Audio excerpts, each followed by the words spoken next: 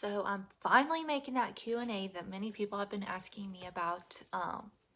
Sorry it's taking me so long. There's been a lot happening. My mind just has kind of been a little bit of everywhere. So I'm just going to read through the questions and kind of tell you what I think and my answer and stuff like that. Okay. So the first one was my birth story. That was one that I'm actually going to just make a whole separate video on because it's a little extensive. And if I'm going to tell you my actual birth story, I'm going to tell you the whole thing. So plan on that being a whole nother video. The next one was when we knew something was wrong. We actually didn't know anything was wrong until we found out there was no heartbeat. I went in for my regular weekly appointments and I thought everything was going to be fine, just like normal. So that's when I knew something was wrong, was when they couldn't find his heartbeat on the stress test that we were taking. What we think happened, that's actually one question we try not to think about too much because it tends to lead us to like a why question. But we have talked about it a little bit and just kind of come to terms that his heart just wasn't strong enough. So we did not do an autopsy or the chromosomal testing where they take a piece of his skin. So I guess technically we'll never know if there was ever anything wrong, but sometimes it's better to not know and just kind of keep going forward. Okay. Why haven't you posted pictures of him? That's a good question, and I actually had more than one person ask me that.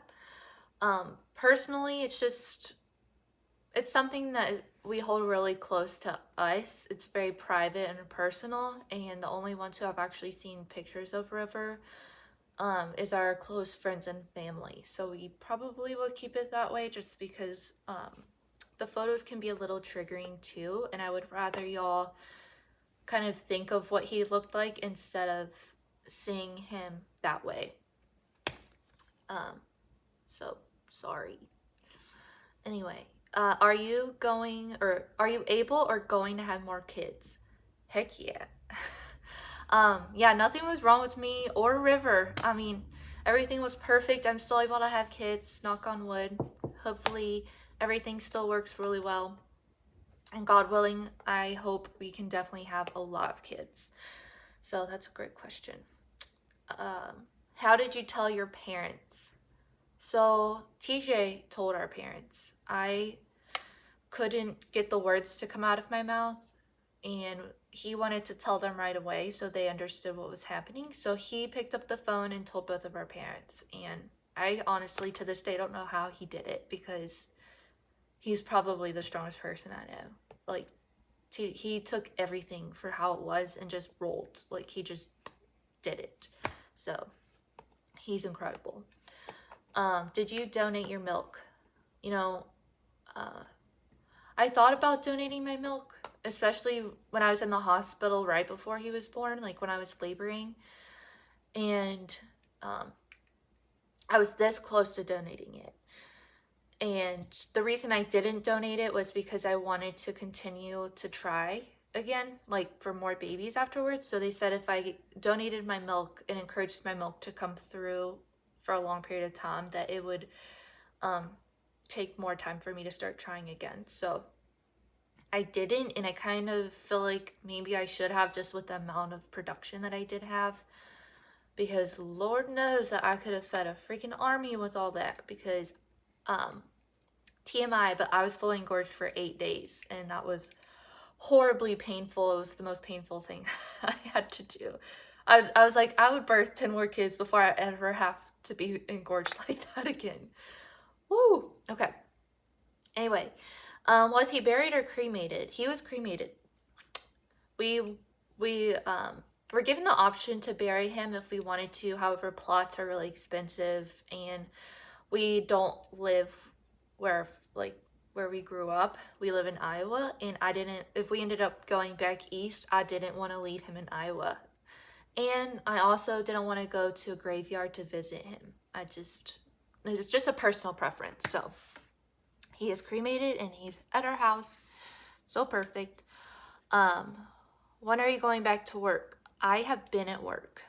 I actually only took like a week off when my parents were in town right after River was born, and once my mom and dad left, I was back at work that Monday morning. So I probably wouldn't recommend it, but I did it for more mental purposes because I needed to be around people. I just needed to kind of keep my mind off of everything and just keep busy. I wanted to feel normal. That was the main thing. So that's what I did. What's the most hurtful thing someone said to you? I can say the one thing that drives me the craziest, or like I get the most defensive on, is when someone compares a stillborn to a miscarriage, because it is not the same thing. So a miscarriage typically happens before you're 20 weeks. A stillbirth, if it gives you any idea of how far along I was almost 38 weeks. He was completely viable outside the womb if he was born that day. I had his car seat in my car. Our hospital bags were packed. We were ready to go. So that is not the most hurtful thing, but I do get a little defensive. How was the staff at the hospital? Dude, our nurse, Zoe, was perfect. I don't know if this video will ever get to her, but Zoe, if you ever end up watching this video, just know you made TJ and our process through this so much easier. You are absolutely incredible. Like, what you do for a living is exactly what you need to be doing, because holy crap, she did amazing. The things that were helpful during birth, well, I mean, any mom who's given birth during 2020 knows it's been a crappy year. So being pregnant during a pandemic, having a stillborn during a pandemic probably was not my year. 2020 was not my year. So things that were helpful, the only thing I can think of is probably the epidural. And then, okay, so my next question. How was my nursing care, or how my nursing care was during delivery / anything that could have been done better? The one thing that comes to mind when I think of that is the first doctor that was there whenever we arrived at the hospital. I do not know her name, and I probably would never say it anyway, but her bedside manner was horrible. Just very, like, drawn out, sad.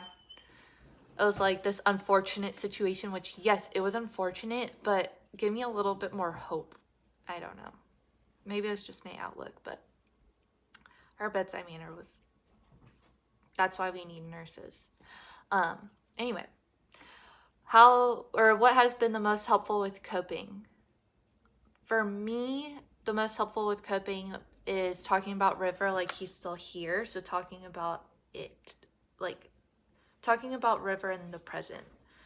So when I talk about River, I'm never saying like he was or would have been, I'm always like, River has my red hair, That's how I always talk about him. So that's probably been the most helpful with coping, and just talking about him like helps so much, because to me, if you forget about my baby, you kind of forget about me, like for me, this is my life and it's my normal and it's something that I'm having to deal with. So if someone else ignores that part of me, you're ignoring pretty much me, everything about me right now. Are you able to handle seeing other babies or baby announcements? Yes. I don't understand. Well, I guess I kind of understand why people would be like, it may be sensitive for most moms that have like suffered from stillbirth, but for me, it's not triggering at all. Just because my situation doesn't mean that I'm any less happy or excited for anyone else. If anything, I'm just as excited. And I would hope that one day, whenever I get pregnant again and have my next baby, that they are just as excited for me as I was for them. So, no, show me all the babies. What?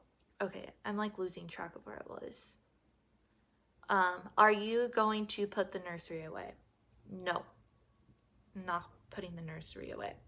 And the reason I'm not doing that is because it's my favorite room in the entire house. And my mom came into town and she put it all together for me. She worked really hard for it, and we're going to use it again one day. So, no, that's going to stay right there. What is the best advice you have for people who have friends or family experiencing this?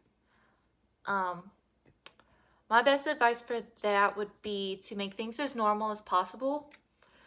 I feel like I'm saying a lot, and I probably am, but I'm trying to think of everything. So pretty much what I mean by that is include their baby in everything, you know? If there's like a color that you know reminds them of their baby, say that. Or like, my mom's getting River a stocking for Christmas. And to me, that means the most because she's including him in our family. So they are still part of the family. And my best advice is to make sure that although it's not the way it was supposed to be, probably, or the way everyone thought it was going to be, try to make it as normal and as natural as possible. Because it sucks, and when people forget about your baby, it's probably the most hurtful thing. So just try to make it their new normal. What is the best advice you have for parents who may go through this one day? I would say to not blame yourself. So if this does happen to you, it's not your fault, most likely. I mean, 2/3 of the cases go without a reason. Autopsy or not, most of the time they're inconclusive. Stillbirth is actually 1 in 160 births. So to know that statistic means that there's plenty of parents out there who have endured this type of pain. So you are not alone. There still are babies. And the one thing that you need to focus on is not how many days pass without them, but how many days you get through. Just means you're that much closer to seeing them. You know, you don't want to kind of linger on like they're not here. You want to kind of look forward to seeing them again, which I think has helped me a lot too. And then anything I can do for you was the next one. No. I think I'm doing really good. Selfishly enough, I've done great. Like, I think sometimes I can, I don't know. Everyone's like, you're so strong, and I have to say I'm really not. I'm not as strong as you think I am. You know, we're not strong at all, actually. We just kind of were forced to be strong. So I just think about my baby, and that kind of gets me through the day. So not a day goes by that I don't talk about him or think about him or anything at all. Like, he's just part of our everyday. So I hope that answered a lot of y'all's questions. I will make another video soon about our birth story because I know there were quite a few questions on that. So I'm just going to kind of touch base on all that stuff in that video. But thank y'all again for all of the love and support you've given us. We really, really, really appreciate it. And please do not forget to talk about our baby River because he's just going to be a big brother one day. So we're super excited about that. And we love all of y'all so much. Thank you.